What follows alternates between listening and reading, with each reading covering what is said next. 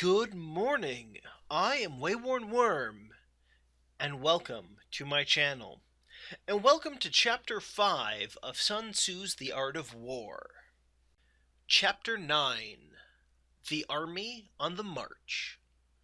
Sun Tzu said, "We have come now to the question of encamping the army and observing signs of the enemy. Pass quickly over mountains, and keep in the neighborhood of valleys. Camp in high places, facing the sun. Do not climb heights in order to fight." So much for mountain warfare. After crossing a river, you should get far away from it. When an invading force crosses a river in its onward march, do not advance to meet it midstream. It would be best to let half the army get across and then deliver your attack. If you are anxious to fight, you should not go to meet the invader near a river which he has to cross. Moor your craft higher up than the enemy, facing the sun. Do not move upstream to meet the enemy. So much for river warfare. In crossing salt marshes, your sole concern should be to get over them quickly without delay. If forced to fight in a salt marsh, you should have water and grass near you and get your back to a clump of trees. So much for operations in salt marshes. In dry level country, take up an easily accessible position with rising ground to your right and on your rear, so that the danger may be in front and safety lie behind. So much for campaigning in flat country. These are the 4 useful branches of military knowledge which enabled the Yellow Emperor to vanquish 4 several sovereigns. All armies prefer high ground to low and sunny places to dark. If you are careful of your men and camp on hard ground, the army will be free from disease of every kind, and this will spell victory. When you come to a hill or a bank, occupy the sunny side, with the slope on your right rear. Thus you will at once act for the benefit of your soldiers and utilize the natural advantages of the ground. When, in consequence of heavy rains up country, a river which you wish to ford is swollen and flecked with foam, you must wait until it subsides. Country in which there are precipitous cliffs with torrents running between, deep natural hollows, confined places, tangled thickets, quagmires, and crevices, should be left with all possible speed and not approached. While we keep away from such places, we should get the enemy to approach them. While we face them, we should let the enemy have them on his rear. If in the neighborhood of your camp there should be any hilly country, ponds surrounded by aquatic grass, hollow basins filled with reeds, or wood with thick undergrowth, they must be carefully routed out and searched. For these are places where men in ambush or insidious spies are likely to be lurking. When an enemy is close at hand and remains quiet, he is relying on the natural strength of his position. If he keeps aloof and tries to provoke a battle, he is anxious for the other side to advance. If his place of encampment is easy of access, he is tendering a bait. Movement amongst the trees of a forest shows that the enemy is advancing. The appearance of a number of screens in the midst of thick grass means the enemy wants to make us suspicious. The rising of birds in their flight is the sign of an ambuscade. Startled beasts indicate that a sudden attack is coming. When there's dust rising in a high column, it is the sign of chariots advancing. When the dust is low, but spread over a wide area, it betokens the approach of infantry. When it branches out in different directions, it shows that parties have been sent to collect firewood. A few clouds of dust moving to and fro signify that the army is encamping. Humble words and increased preparations are signs that the enemy is about to advance. Violent language and driving forward as if to attack are signs that he will retreat. When the light chariots come out first and take up position on the wings, this is a sign that the enemy is forming for battle. Peace proposals unaccompanied by a sworn covenant indicate a plot. When there's much running about and the soldiers fall into rank, it means that a critical moment has come. When some are seen advancing and some retreating, it is a lure. When the soldiers stand leaning on their spears, they are faint from want of food. If those who are sent to draw water begin by drinking themselves, the army is suffering from thirst. If the enemy sees an advantage to be gained and makes no effort to secure it, the soldiers are exhausted. If birds gather in any spot, it is unoccupied. Clamor by night betokens nervousness. If there is disturbance in the camp, the general's authority is weak. If the banners and flags are shifted about, sedition is afoot. If the officers are angry, it means that the men are weary. When an army feeds its horses with grain and kills its cattle for food, and when the men do not hang their cooking pots over the campfires, showing that they will not return to their tents, you may know that they are determined to fight to the death. The sight of men whispering together in small knots or speaking in subdued tones points to dissatisfaction among the rank and file. Too frequent rewards signify that the enemy is at the end of his resources. Too many punishments betray a condition of dire distress.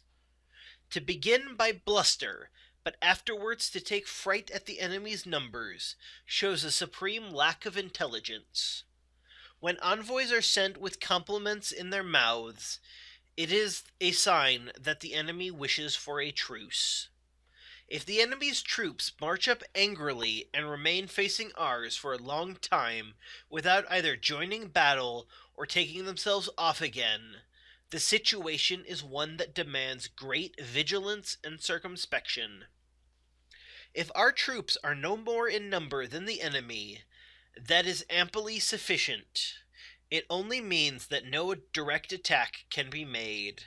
What we can do is simply to concentrate all our available strength and keep a close watch on the enemy and obtain reinforcements. He who exercises no forethought but makes light of his opponents is sure to be captured by them. If soldiers are punished before they have grown attached to you, they will not prove submissive, and unless submissive, then will be practically useless. If, when the soldiers have become attached to you, punishments are not enforced, they will still be useless. Therefore, soldiers must be treated in the first instance with humanity, but kept under control by means of an iron discipline. This is a certain road to victory. If in training soldiers commands are habitually enforced, the army will be well disciplined.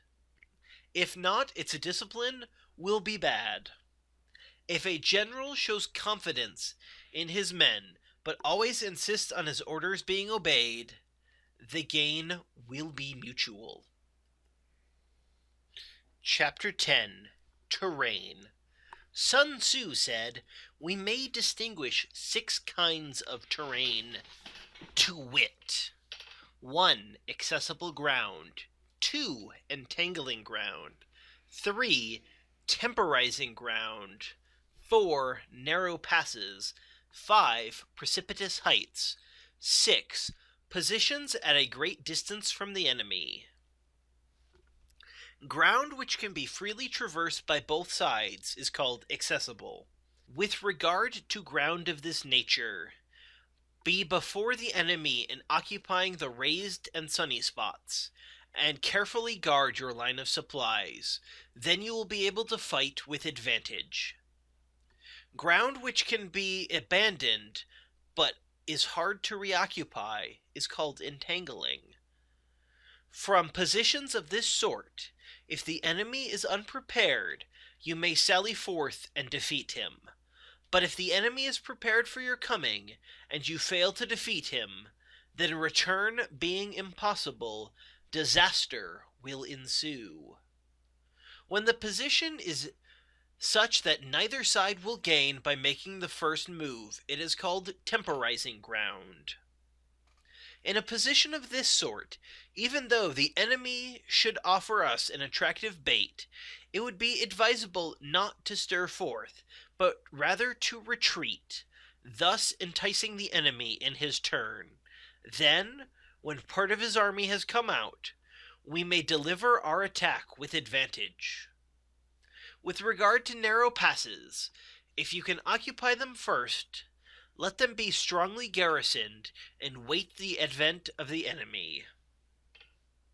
Should the army forestall you in occupying a pass, do not go after him if the pass is fully garrisoned, but only if it is weakly garrisoned. With regard to precipitous heights, if you are beforehand with your adversary, you should occupy the raised and sunny spots, and there wait for him to come up. If the enemy has occupied them before you, do not follow him, but retreat and try to entice him away. If you are situated a great distance from the enemy, and the strength of the two armies is equal, it is not easy to provoke a battle, and fighting will be to your disadvantage. These 6 are the principles connected with earth. The general who has attained a responsible post must carefully study them. Now an army is exposed to 6 several calamities, not arising from natural causes, but from faults for which the general is responsible. These are 1. Flight, 2. Insubordination, 3. Collapse, 4. Ruin, 5. Disorganization, and 6. Rout. Other considerations being equal, if one force is hurled against another 10 times its size, the result will be the flight of the former. When the common soldiers are too strong and their officers too weak, the result is insubordination. When the officers are too strong and the common soldiers too weak, the result is collapse. When the higher officers are angry and insubordinate, and on meeting the enemy give battle on their own account from a feeling of resentment, before the commander-in-chief can tell whether or not he is in a position to fight, the result is ruin. When the general is weak and without authority, when his orders are not clear and distinct, when there are no fixes duties assigned to the officers and men, and the ranks are formed in a slovenly, haphazard manner, the result is utter disorganization. Unable to estimate the enemy's strength, allows an inferior force to engage a larger one, or hurls a weak detachment against a powerful one, and neglects to place picked soldiers in the front rank, the result must be rout. These are 6 ways of courting defeat, which must be carefully noted by the general who has attained a responsible post.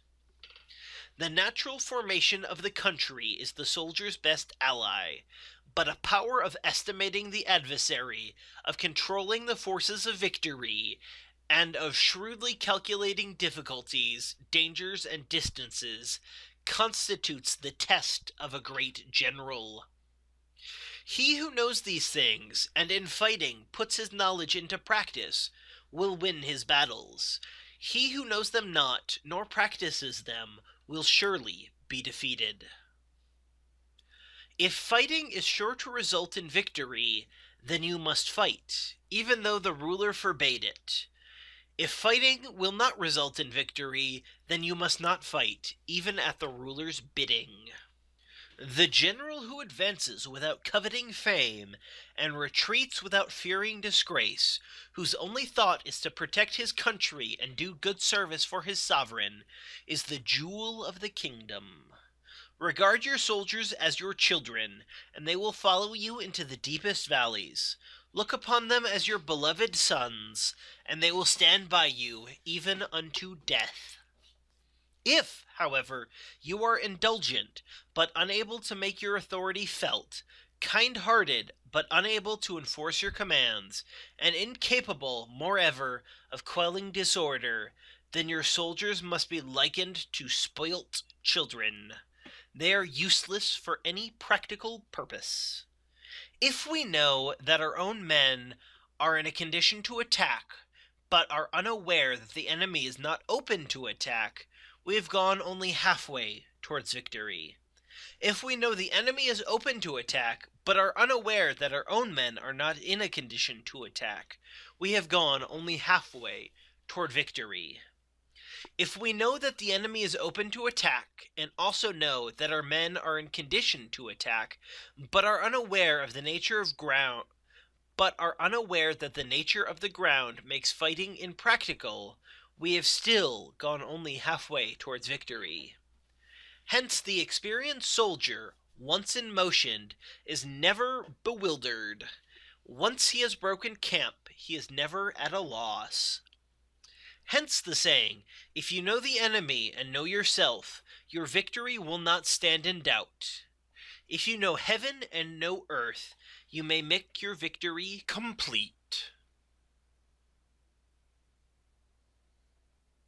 Thank you for tuning in to part 5 of Sun Tzu's The Art of War. And tune in tomorrow, where we start a new series on this channel to replace the second rise of the Roman Empire.